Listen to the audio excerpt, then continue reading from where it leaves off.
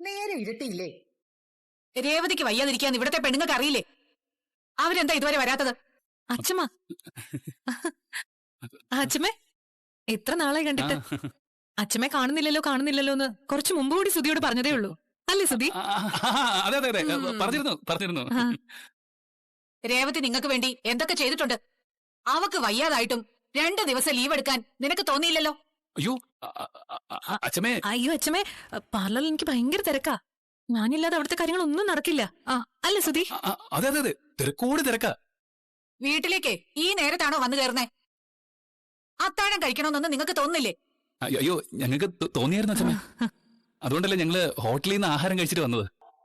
അയ്യോ സോറി, ഞങ്ങള് അത്താഴം വേണ്ടെന്ന് വിളിച്ചു പറയാൻ മറന്നുപോയി. എന്നാലും നാളെ മുതൽ മറക്കാതെ വിളിച്ചു പറഞ്ഞോളാം.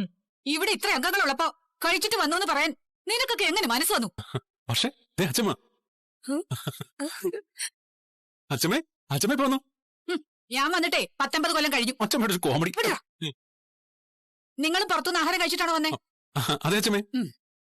ഇനി അച്ഛമ്മയുടെ വായിരിക്കുന്ന നമുക്ക് 4 പേർക്കും കൂടെ കേൾക്കാം. നമുക്ക് എന്തായാലും കൂട്ടുണ്ട്. ഇങ്ങനെയൊന്നും അല്ല ഞാൻ നിങ്ങളെ കുറിച്ച് കരുതിയത്. ഈ വീട്ടിൽ ഒരാൾക്ക് വയ്യാതായ അവളുടെ ചുമതല കൂടി മറ്റുള്ളവരെ ഏറ്റെടുക്കണം. പുറത്തുനിന്ന് ആഹാരം കഴിച്ചിട്ട് വരുമ്പോ രേവതിയെ കുറിച്ച് നിങ്ങൾ ആരെങ്കിലും ചിന്തിച്ചോ?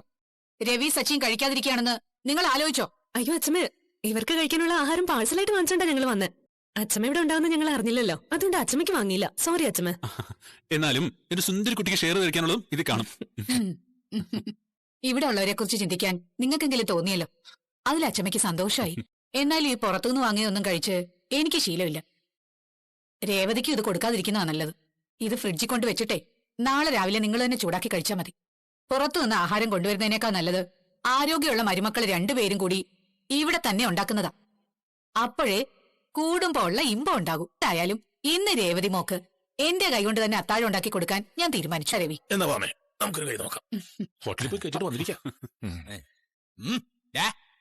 വേണമെങ്കിൽ ഒന്ന് ഞണ്ണാം ഒന്നും കൂടെ. എല്ലാവർക്കുള്ള ആഹാരം കെട്ടിപ്പൊതിഞ്ഞോണ്ട് വന്നിട്ട് ഇപ്പൊ എന്തായി? ഇതുകൊണ്ടാ ഞങ്ങളൊന്നും വാങ്ങിക്കാതിരുന്നത്. ഇനിയെങ്കിലും അവനവന്റെ കാര്യം നോക്കി ജീവിക്കാൻ പഠിച്ച നിങ്ങൾക്ക് തന്നെ കൊള്ളാം.